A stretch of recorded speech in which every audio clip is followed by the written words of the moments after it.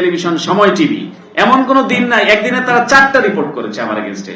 এবং বাংলাদেশের জনপ্রিয়তা তৈরি করার ক্ষেত্রে সময় টিভি অপপ্রচারটাও কিন্তু এক ধরনের প্রচার, এবং সময় টিভি এক ধরনের ভূমিকা রেখেছে। শুধু তাই না, আমেরিকান এমবাসিকে বলেছে এটা একটা পলিটিক্যাল কার্যালয়, এটা একটা রাজনৈতিক কার্যালয়, এবং এখান থেকে তারা এবং খুব সহজে লিঙ্ক করে ফেলে। সহজে একটা শব্দ আছে যে এক্সট্রিমিজম, তারা এক্সট্রিমিজম করছে, আমেরিকায় বসে এটা করছে ওইটা করছে, এই ধরনের মানে বাংলা এবং ইংলিশে এবং সিআরআই থেকে এগুলো সরবরাহ করতো।